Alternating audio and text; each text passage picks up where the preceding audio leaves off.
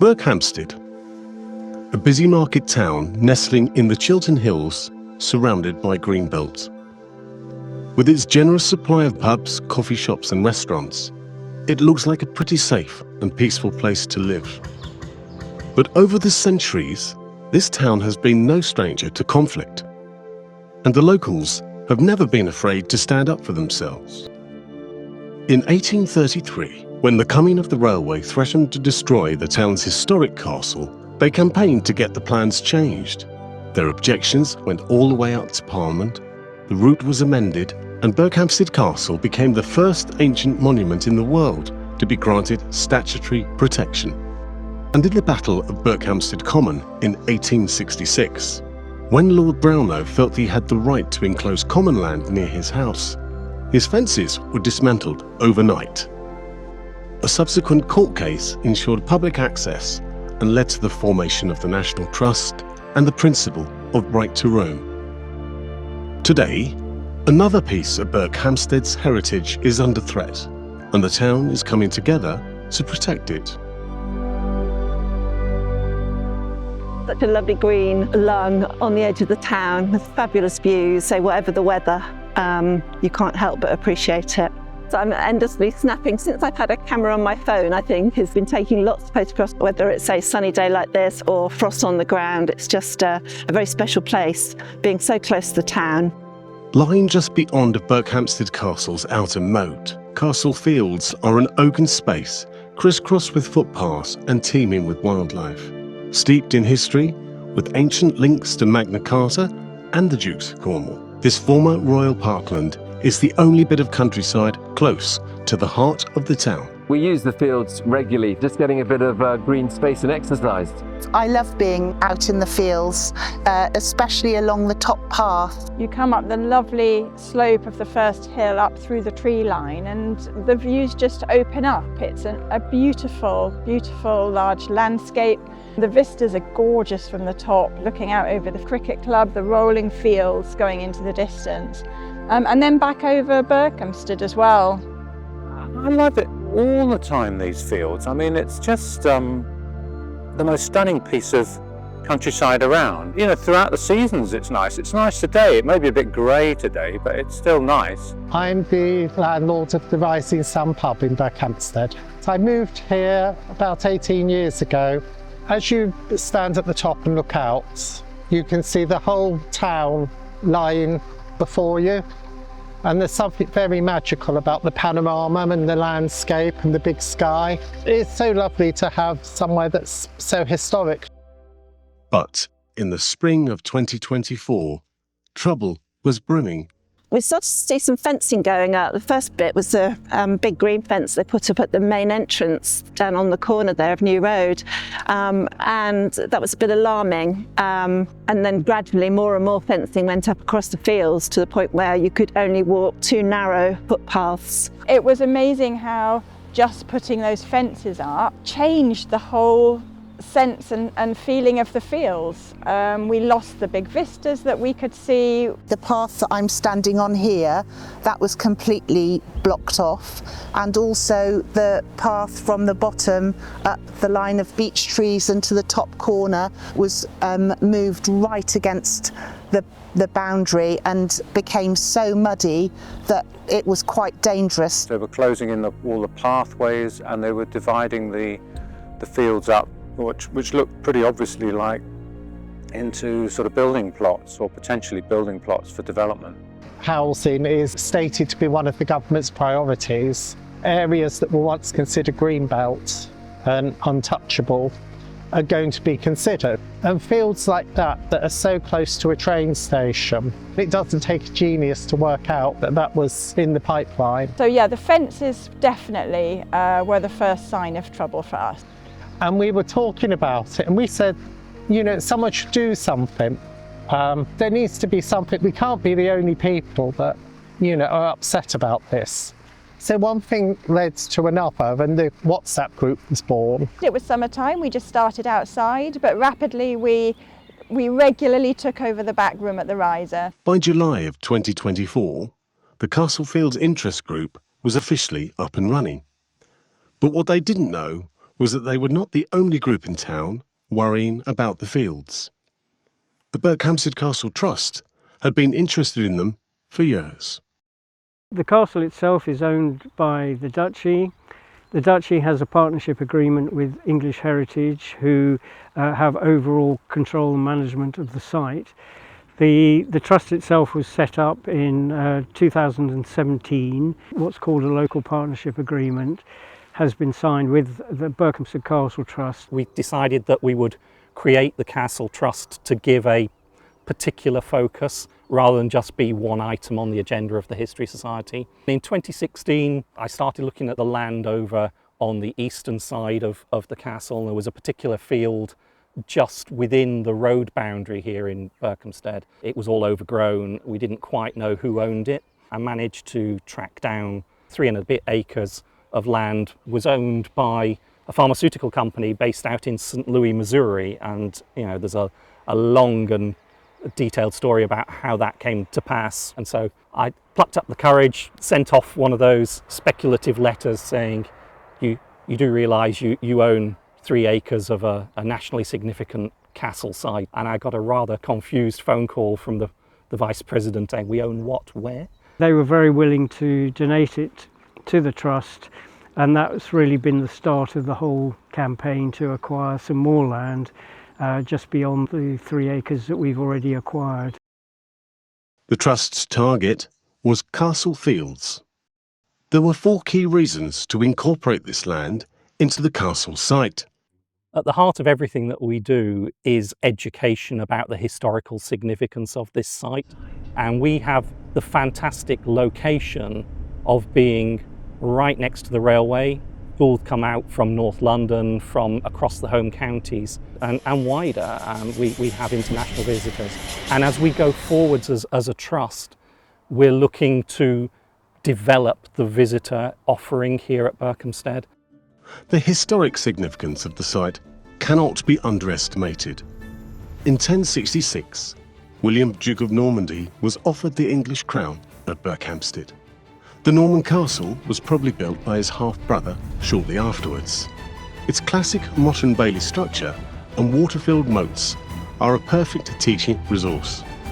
You've probably heard of Magna Carta, but what's less well known is that when King John went back on his promises, the barons invited Prince Louis of France to invade England. His siege of Berkhamsted Castle may have witnessed the first use in England of the terror weapons of the day, the trebuchet, here on Castle Fields. Another key reason is biodiversity. The castle site and the fields adjacent house a massive array of wildlife. Richard II took the badge of the White Hart as his badge. He grew up in this landscape, and that is the wildlife that you see on your doorstep here. You can come and look in the moats and you'll see coots and various other wildlife, and we're a nationally significant site for great crested newts here. The final key reason is the use of the fields as an open space. We've just seen how popular it is with the local residents, but people come from far and wide to enjoy the fields and even participate in long-distance running events that start at the castle. So, who actually owned Castle Fields? A major employer in the town, Coopers, bought the land in 1924 and established an animal research centre at the top of the hill. When this closed, Castle Village Retirement Complex was created. The fields then changed hands several times. A new owner acquired them in 2015, and records show that she paid £120,000. But 2015 also saw the land status change when it was included in Dacorum Council's call for sites, and it was proposed as a site for housing and parking. This changed the game for the new landowner. We'd known from about 2017, 2018 that they might be up for sale. We started some negotiation back in 2021 with the owner. The Castle Trust hoped it might be able to buy the land jointly with the Town Council or persuade Dacorum Council to buy them on their behalf. But a lot of money was needed. The Town Council, when they were helping us to assess whether it was capable of being bought, got a valuation. It came in just under the £500,000 mark, which was the figure that the seller was asking for at that point. The race to buy the land was hotting up. The owner claimed to have other buyers on the point of purchasing it, and even if they didn't want it for development, it could be used as a sang, a suitable alternative natural green space like the one Taylor Wimpey had now created on the other side of the valley to offset development elsewhere, thereby affecting how the fields would be treated and also the asking price. We also went through the assessment of whether we could do a crowdfund, and there is so much love both for the castle and for the green space around Berkhamsted that a crowdfund would be a great idea. But for us, the problem was that the timescales would not work. People were walking through the fields using a route that they've walked for more than a couple of decades. People have been going up and down through Castle Fields. It was all becoming a little tricky. She tried putting a proper fence and gate at the bottom to stop people going through the fields. I got the sense that she just had enough. There was a complex period when the owner gave a local developer an option to buy on them, and he started fencing off the fields. And at that point, the Castle Fields Interest Group came into existence, who were fighting really for protecting the fields, and aware that the Castle Trust were actually deeply interested in buying them. Let's now return to the newly formed Castle Fields Interest Group. What were they up to? We made ourselves as awkward as possible. Rosemary and Angela, who were again kind of core to our group, coming along regularly and going and leafleting and just raising awareness of people in town about what was going on. I'd sort of encouraged people to come and put garlands and banners and, decorate the gates. And as I was sort of fixing my banner, we had a visit from the developer, and he dramatically sort of ripped down stuff that we'd put up, and it all got a bit nasty, really, all a bit unnecessary. But I think we were provocative a little bit. So there were three main avenues that we thought we could tackle in terms of keeping access to the fields. The first one was the public rights of way. We worked with Herts County Council to look at reinstating all the footpaths that we'd used and getting them listed officially. That is a very, very complicated process, and you need a lot of evidence. We had 30, 40 people fill in these forms for us and bring them down to the pub, post them through my door. We went and collected them from people, so we had a huge amount of interest. We got tree preservation orders put on all of the trees around the perimeter of the fields and these lovely beech trees here. The other one was quite a kind of a technical area around what's called a Section 106. There was this agreement that's linked to a sort of planning permission that was connected to the development at the top of the hill with Castle Village when that was built around the millennium. That 106 agreement was put in place. It was all actually, the whole development was called in to the Secretary of State because it was quite a sensitive piece of building right at the top there. The agreement was that all of this land around should remain open and not be fenced in. All these things would make any kind of development very, very difficult. July 2024 saw the Castle Trust publish a report that escalated further the importance of the landscape to the north of the castle. We have a very good study now carried out by land use consultants, which really demonstrated the significance of the deer park. The fields immediately to the east that we refer to as Castle Fields are the bottom corner of the medieval deer park. It was a huge landscape feature which spread right up to North Church Common, which is actually way up there. So it was about 500 acres that was fully surrounded by banks and ditches, and where all the kings and queens of England hunted right up to Charles I. Here you had your own hunting, and this was a royal park. I mean, Berkhamsted has been a royal settlement even before the Normans came. With the situation escalating, you might wonder why the two groups didn't join forces. When the fences went up, there was an awful lot of outcry from the local community, as you might imagine. At that point, we were still trying, as the Castle Trust, to maintain cordial relations with the lady that owned the fields, tread a fine line between supporting the campaign of re-establishing access to the fields, but at the same time have a conversation about could we take ownership of them. There were a couple of times when myself and James went to the riser and met with the Castlefields interest group, partly to make sure that the way in which the campaign that they were running was not going to cut across the negotiations that we were understandably trying to conduct in the background. It was a kind of pincer movement, if you like. Slightly cloak and dagger. And now came the bombshell. Just 2 weeks after the interest group became privately aware of the Castle Trust's ambitions, half the fields were put up for sale. We suddenly saw a massive auction board that went up on New Road, and that announced that, yeah, the land was going to be sold at auction in a couple of months' time. So straight away, several of us registered our interest with the auction company. The price for the fields was close to $500,000, but only for a portion of the fields. So it was a very aggressive price, indicative of the fact that the vendor was expecting it to be used for development. I sent an email through to her saying, you know, we see that fences have gone up and an auction's proposed. You know, what's going on? And we got a message back saying that was not actually her that was running the auction.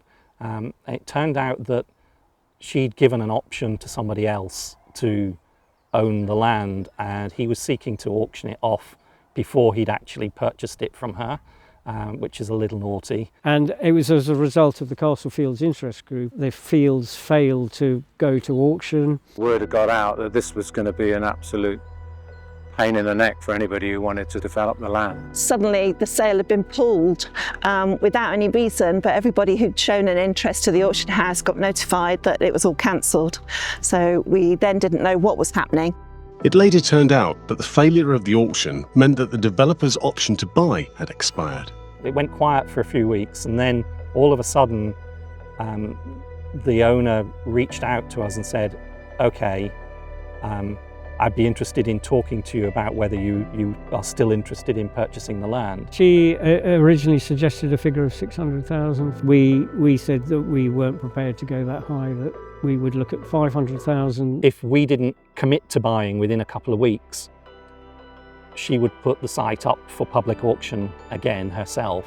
To some extent, it was tactical on her part. It was always, you know, you're under a time pressure, you've got to move quickly, you've got to commit, and of course we couldn't because we hadn't got the money. I won't lie, as the days ticked by and we scratched our heads and we went to everybody that we could think of, we became increasingly, I don't think it's inappropriate to say, increasingly depressed that we were going to be in a position of being that close to getting to a solution and not able to fund it. And so I almost fell off my chair when I got a phone call from James saying, actually, I've found someone who will lend us £500,000, and not just lend us £500,000, but lend us £500,000 on a philanthropic basis, no interest for a couple of years, to let us do this. It took a while for the details to come out because they didn't want to put the cart before the horse, as it were, before the sale was signed. We insisted that all the fences came down and that the whole fields were restored to full public access, which we have now achieved. She got a good deal out of it. And that deal was signed on the 3rd of September 2025. The Castle Interest Group was very pleased to hear that the Castle Trust was going to acquire the land, because essentially the Castle Trust is a very well established and very well run charity with very good governance. Yeah.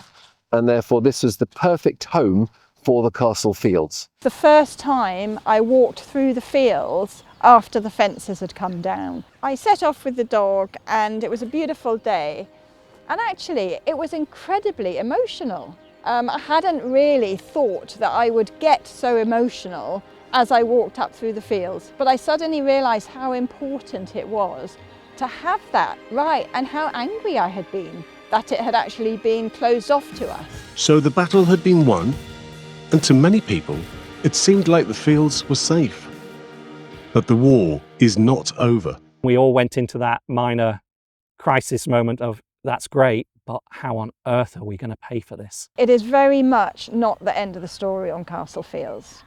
Until we've actually secured the full £500,000, the fields are not safe because there is still this continuing threat of development. James and Adrian Barham were keen to engage with us because we were over 100 people involved in the interest group in the light of what was going on with the purchase, and just discussed what we wanted to do now moving forward, and we were unanimous in the sense that we wanted to just carry on and see it through and raise the money. The Castlefield Interest Group had built up a big following of people who were concerned about the fields and were therefore really a key player in talking about how they could change their emphasis from a protest group into a support group to raise the funds. We started to sort of share ideas about how we could raise money, and we already had some money in the kitty from other activities the year before, but we wanted to obviously help. It's like one of those high stakes TV game shows, isn't it? You've got 2 years to find £500,000. As you might imagine, the thought is incredibly scary. What we've had to do is be quite methodical. We have a strategy that has 7 different strands, and each of those strands of fundraising has a target, it has a date structure to it. We have to treat this like, it's kind of like a military campaign.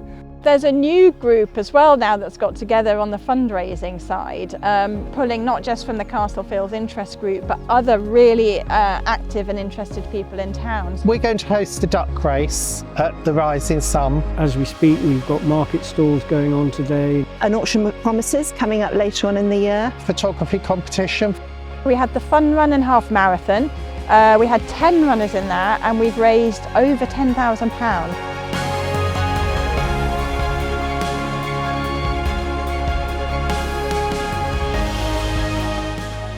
We're doing potluck lunches for people to contribute to and raise money that way. We're doing talks.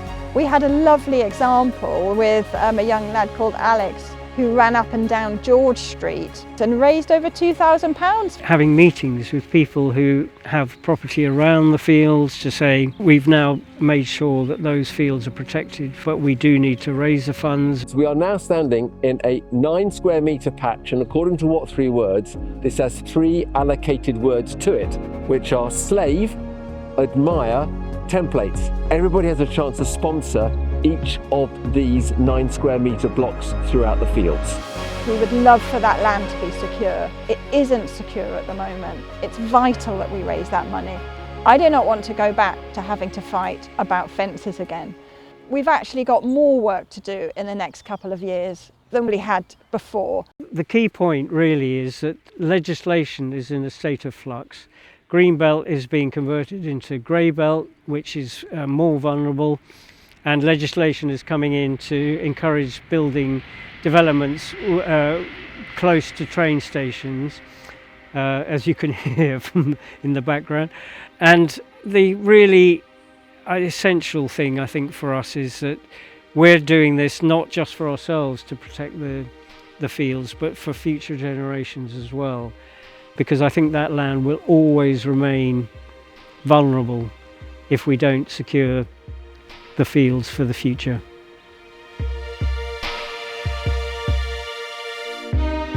To find out more about the castle, fields and Deer Park, see how the campaign is progressing, get involved, make a donation and save your space, please visit berkhamstedcastle.org.uk. To help this YouTube channel grow, please subscribe and give the videos a like.